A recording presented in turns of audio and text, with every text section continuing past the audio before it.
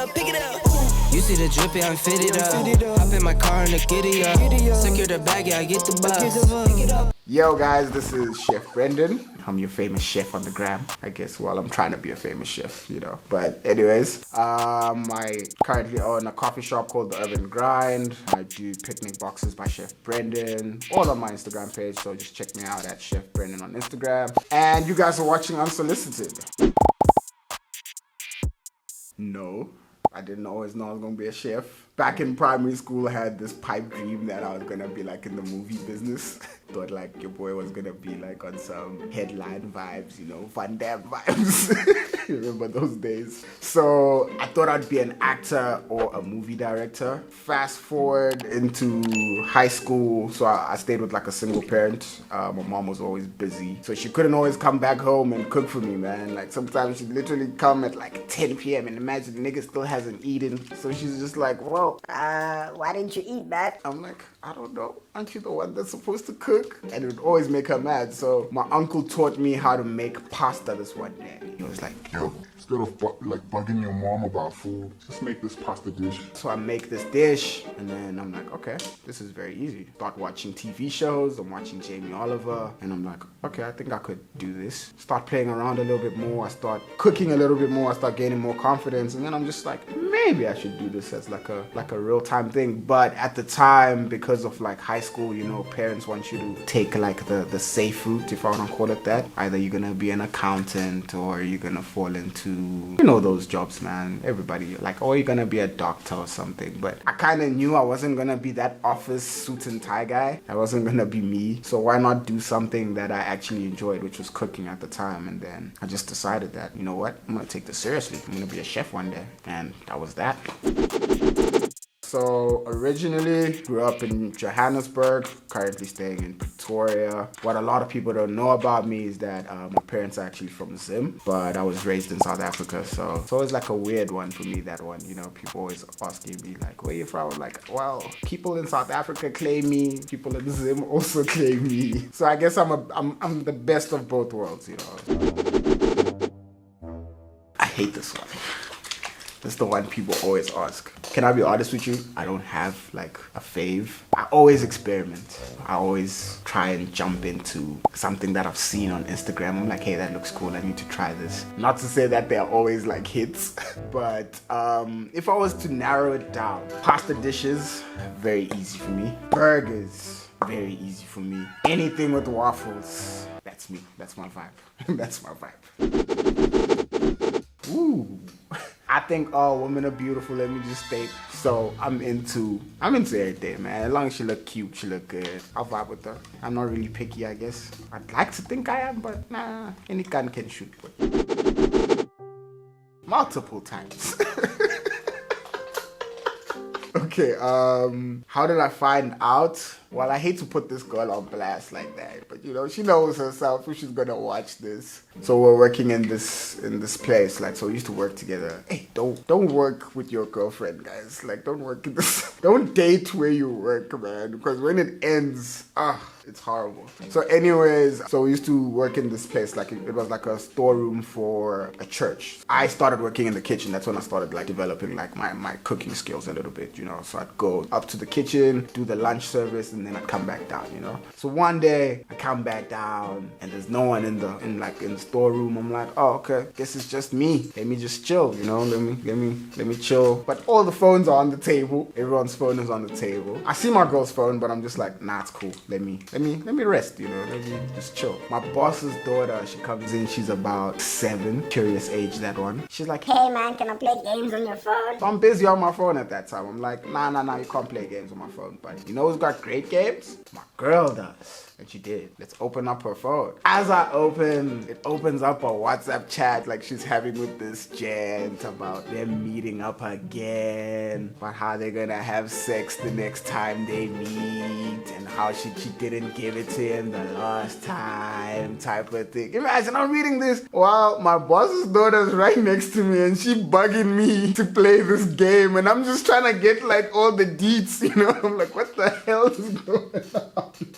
But at that point, like, I'm so enraged. Like, I'm like, whoa. My girl eventually comes down and I just lose it, man. Like, I just lost my shit. Funny enough, she spins the whole thing to say that the only reason this happened is because I'd never really trusted her. So it's my fault that this is happening because I never trusted her. Why would I go through her phone? Why would I do this? Why would I do that? I'm like, but you didn't even hear the story of how I got to open your phone. She didn't want to hear it. She was like, Nah, you just didn't trust me. so she basically made it seem like I went in, opened the phone, saw these chats, came after her. But it really didn't happen like that. So I started off at that church. I used to wash dishes and serve the people. And then when I left there, my mom decided maybe it's best that I go to culinary school. In South Africa, there's a school called Pruliet. So they offer like a joint program to Italy. So where you can study in South Africa and also go abroad and you get to learn the culture there. You learn from Italians, you work in top restaurants, that sort of thing, you know. So when I was in South Africa, I'll be honest, I didn't take it as seriously. Doing subpar work, the bare minimum so that I don't fail. But I just passed, you know. And then I went to Italy, but Italy was different now. All that work they put in South Africa actually prepared me for when I got there, because when we got there, they're kind of teaching us the same things that I had learned back at the school in South Africa. So it was so easy for me. Got it naturally, started excelling there. People are like, oh, okay, this kid is definitely hitting places, you know. Then I went to my prac site, which was the toughest, where I was working at a restaurant called Ristorante Pasha. Got 2 Michelin stars now. Broke me a little bit because it was so hard. If anything went wrong, they just blamed me because I was new. What are you gonna do about it, nigger? The good thing is the owner liked me, so he was just always like, it's fine, it's okay. He'd shout at them even though they'd put the blame on me, and he'd be like, okay, just don't do it again. And I'd be like, okay. And then I came back, I started working in the Mexican food scene. That's how I started learning about the whole nachos, burritos, quesadillas. That was a whole different experience for me because Mexican food is like yo, it's got a lot of flavor, man. Bold flavors just hitting your face. I never used to eat avo before I worked at that Mexican joint, believe it or not. Like if you go on my page, you see a lot of avo now, but that never used to be the case. So Mexican food really opened me up to trying like new flavors and experiencing like a whole lot of different things. And then after that, things kind of took a left turn a bit. Went to work for one of my uncles. He runs quite a lot of popular chisanyamas. So I worked for him at one of them. It wasn't the best because it's so busy, because it's like a club setup. So you're always up and down, you're always going home late, you're always just frustrated about everything, right? I was just like, nah, I can't do this. I left. I went to work for my mentor, who actually gave me the job at the Mexican place. I worked for him at a place called Wood and Fire. Did quite a lot of work there. I was a sous chef there. It was also very interesting to see like how you can fuse different flavors, bringing in Asian into like a steakhouse place, you know, so a steakhouse with Asian fusion. Very weird, but works so well. After that, I started doing like a lot of like stints. This one guy said it. He called me a job hoe. I'm sorry to say it on camera.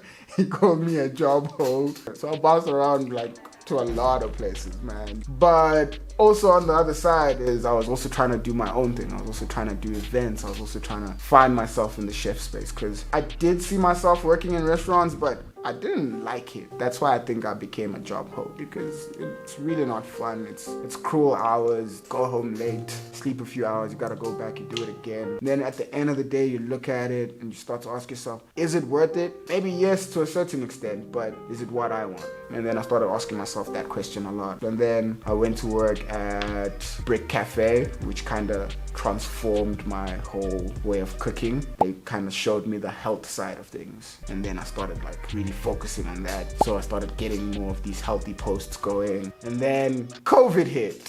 Boom. I was out of a job again and I was sitting at home and I was just thinking to myself, what am I gonna do? And then a friend of mine calls me up. He's like, yo, Opening up a Mexican place. You're the best Mexican chef I know. and I was like, okay, let's do it, which was burritos, which we basically pushed for about a year or so, up until some unforeseen events happened, and then burritos closed. And then found myself asking myself the same question again. Do I want to go back to the restaurant space, or do I want to pursue what I want to pursue, you know? And then I just decided, you know what, I'm gonna do me now. If it doesn't work, it doesn't work, but at least I know that I tried. That's how I then ended up opening up the coffee shop, the Urban Grind, and then I opened up the picnic boxes just to keep my skill going. You know, I don't want to stay at home and not do anything. You know, it's always better for me to do something than to do nothing at all. No. Okay, that awkward pause. I wasn't cheating because we hadn't defined the relationship yet. It was more of, I don't know if we're together or we're not together. And then again, there's this girl this side who's just like, Yo, what's up? you know, so yeah, we hadn't defined the relationship, so I don't consider it as cheating. I'm a very loyal gent. Chefs are loyal, guys. Yes, I have, because most of the time they'll be like, and I'm like, oh, just check my Instagram page out. And then they see my Instagram page, they're like, Oh, you can do this? I'm like, yeah, of course, you know. They're like, Okay, maybe you should come and make it for me sometime, and we know how the story goes. And so yeah, I have.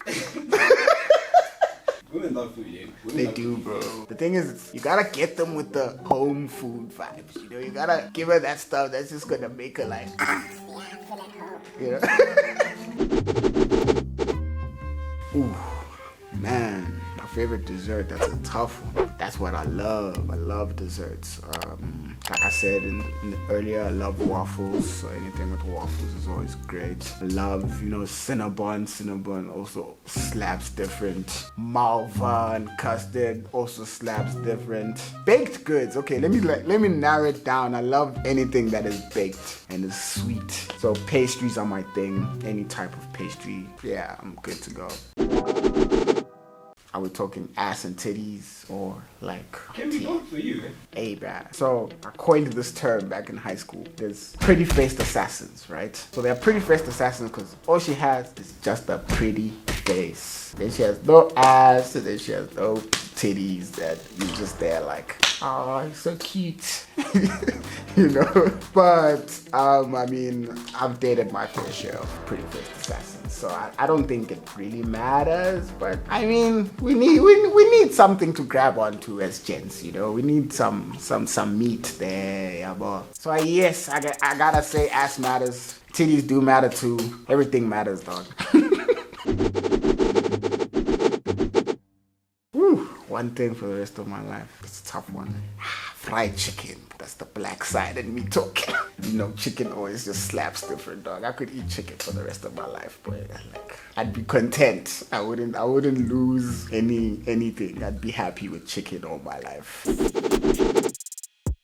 Funny enough, I pride myself on not having those type of moments. Can I flip this to the worst meal I've ever had, like one that's been prepared for me? Hate putting these girls on blast again. I'm sorry. It's all love. So go over to Shorty house. She like, Yo, pull up, man.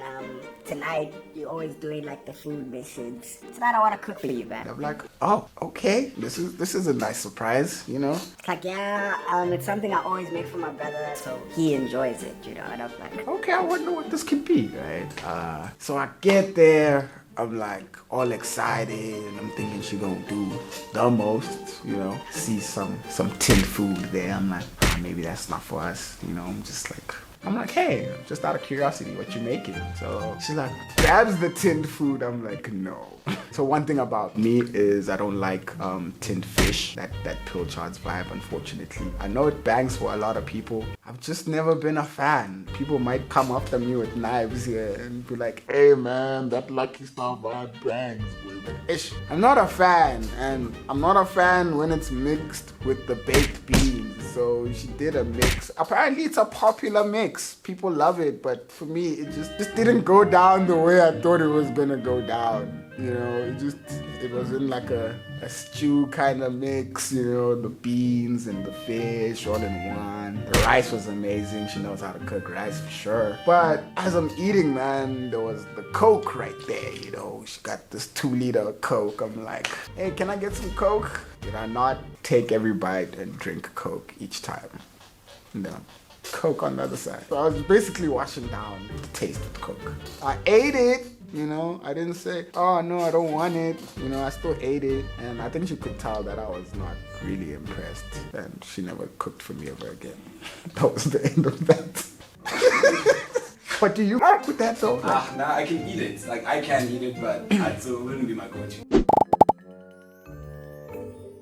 Yeah, I can. I am a chef at the end of the day, so I think it's gonna be expected that I'm gonna make the meals every now and again. But not saying don't surprise me. You can surprise me and try and whip up something, you know, bring out those chef skills. It's okay. We don't judge. Like, one thing about chefs is that because people don't cook for them, always cooking for people, we always appreciate that effort. Like, hey man, this person really, even though it's not something we might like, but we appreciate the effort. It goes a long way for us. The hours are terrible. My goodness. You feel like you're just working and working and working. The hours are terrible. I don't like the hierarchy system because I just came out of chef school. They're not gonna let me cook, but they're gonna let me peel potatoes the whole day. Or, you know, they're like, nah, he needs to earn his stripes. But I mean, sometimes some people are just good and I think they deserve that chance. Third one, you always criticizing yourself. You're always like, I don't think I did the things here. Sometimes you know you did, but you're still not sure. It's something that also kind of annoys me. The fact that you've done something for so long and you still gotta ask yourself, will they like it or not? Top 3 pros: you eat a lot. If you want to. Some people don't eat because they get tired of the food. I don't know how people get tired of the food. Like, I used to be like that, like, you know, wouldn't want to, but hey man, now just taste everything. No one's gonna shout at you for tasting. You know, you're doing quality control right there. If you really put yourself into it, it can take you to a lot of places. It can make you see the world for like what it really is. You know, you can go to Paris, you could be chefing it up. In Italy, you could be chefing it up. Wherever in the world, man, and you could still have a great time. Third pro about being a chef. It's gonna sound bad, but you know, you meet a lot of girls. You meet a lot of girls that always want to taste your food. Well, this is from the gents side of things, you know. I don't know about how it is for girls, but you know, it's fun, I guess, you know. Maybe that should be my number 3 point. Let's scratch it. It's fun.